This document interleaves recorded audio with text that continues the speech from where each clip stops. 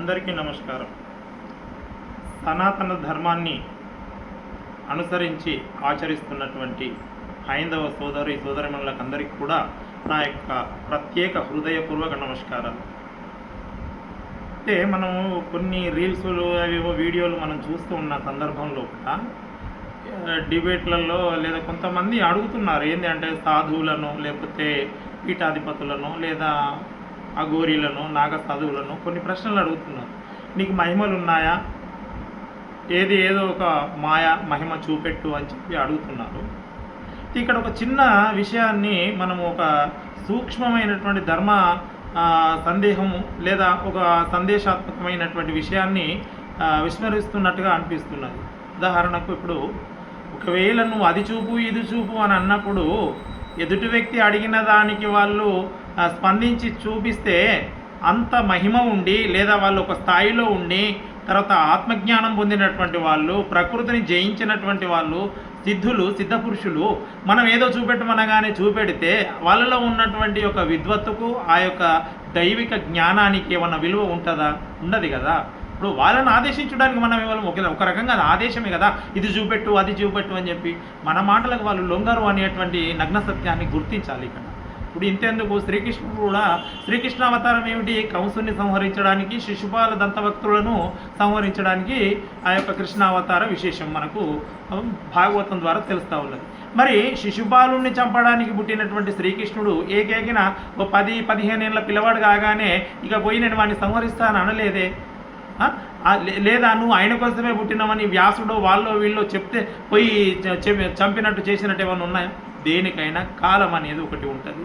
ఆ కాలానికి అందరూ బద్దులై ఉండాలి. ఆ కాలం యొక్క నిర్ణయం కోసమే ప్రతి ఒక్కరు కూడా ఎదురు చూడాలి తప్పితే మనం అనుకున్నట్టుగా చేసేది ఏం లేదు కదా. అందుకోసమే కృష్ణుడు తాను భారతం లోపల ఆ యొక్క యుద్ధ పర్వంలో ఎప్పుడు విశ్వరూపం చూపించాలనో అప్పుడు చూపించారు. ఎవరికి చూపించానో వాళ్ళకే చూపించారు కదా. ఎవరికి చూపించాలనుకున్నారో వారికే చూపించారు. అది కూడా ఈ చక్షువులకు కాదు కదా, దివ్యనేత్రాలకు అతనికి ఒక దివ్య చక్షువులను ప్రసాదించి అర్జునునికి అప్పుడు విరాట్ స్వరూపాన్ని చూపించిండు.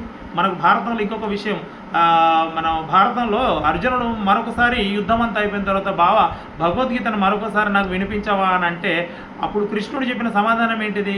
ఇప్పుడు నువ్వు చెప్పమన్నా నేను చెప్పలేను, చెప్పకూడదు కూడా అనుకొని ఆయన ఆ జవాబు ఇచ్చాడు. ఏది ఎప్పుడు చేయాలన్నది భగవంతుడు ఒకరిని చెప్పి అక్కడ అర్జునుడు నాకు ఇప్పుడు ఏదో జ్ఞానోపదేశం చెయ్యి లేదా అని అంటే కాదు, చెప్పలే. ఆ కృష్ణుడు చెప్పాలనుకున్నాడు కాబట్టి చెప్పాడు. అట్లనే భగవత్ లీలలు అందరికీ అర్థం కావు. భగవంతుని దూతలు లేదా అవధూతలు అనుకోండి, లేకపోతే సిద్ధపురుషులే అనుకోండి, పరమహంసలే అనుకోండి, అచల గురువులు, నిజ గురువులు, వీళ్ళు ఎవరైనా గురు పరంపరను కొనసాగిస్తున్నటువంటి వారు ఏదన్నా చేయాలనుకుంటే రెండు. ఒకటి వాళ్ళకి ఆ దైవం యొక్క ఆదేశమైనా ఉండాలి, లేదా వీరికి గురుత్వాన్ని ఇచ్చిన అంటే వీళ్ళకు గురువుగా ఉన్నటువంటి వారు వీళ్ళకి ఎవరి ద్వారానైతే విద్య సంక్రమించిందో ఆ గురువు యొక్క ఆదేశమైనా ఉండాలి. అంతేకాని సామాన్యులైనటువంటి వాళ్ళను అది చేయగలవా, ఇది చేయగలవా, ఇది చేసి చూయించు, అది చేసి చూయించు అని అంటే సామాన్యులకు కట్టుపడే వాళ్ళు మహనీయులు ఎట్లా అవుతారు? అతడు మహనీయుడు అని మనం అనుకున్నప్పుడు మహనీయుడిని అడగవలసిన ప్రశ్నలేని మీరు ధర్మం కోసం ధర్మ సంస్థాపన కోసం, అవును అది మనకు చెప్పరు కదా. నేను ధర్మ సంస్థాపన ఈ టైంకి చేస్తా, నేను ఈ రోజు చేస్తా అనేది ఉండదు. వాళ్ళ సంకల్పం అంటే వాళ్ళు దేవుని యొక్క మార్గంలో ఉన్నప్పుడు ఏదైతే ధర్మ సంస్థాపన చేయాలనుకో ఆ క్షణం వరకు వాళ్ళ హృదయంలో కూడా ఉండదు. వారి ద్వారా లోక కళ్యాణం జరగవలసి ఉంటే ఆ క్షణంలో అప్పుడు దైవం వారిని ఆవహిస్తుంది. అంటే మరి అందరిని ఆవహించవచ్చు కదా అని అంటే కాదు.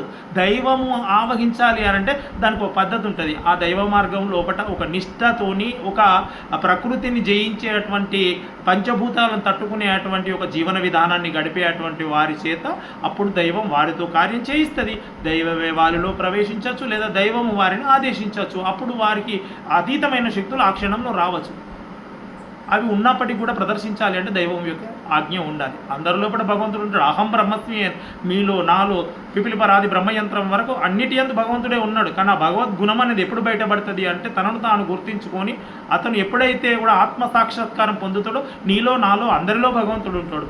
అట్లా భగవత్ సాక్షాత్కారాన్ని ఆత్మసందర్శనం చేసుకున్నటువంటి వాళ్ళను మనం ప్రశ్నించకూడదు కదా. వాళ్ళు మీరు ఎందుకు వచ్చారు, దేనికోసం వచ్చారని వాళ్ళు చెప్పిన జవాబుతో సంతుష్టులం కావాల్సిందే. కానీ దాన్ని మనం ఇంకో రకంలో ఇంకో కోణం నుంచి చూపించడం అనేటువంటిది అది ఒక పద్ధతి కాదు అనేటువంటిది నా వ్యక్తిగత అభిప్రాయము. ఇలా నేను మాట్లాడుతున్నందుకు ఎవరికైనా వేరే రకంగా అనిపిస్తే నేను చెప్పదలుచుకున్న విషయాన్ని చెప్పాను. నేను యథార్థమైతే నేను చెప్పినాను అనుకుంటున్నాను. ధన్యవాదాలు.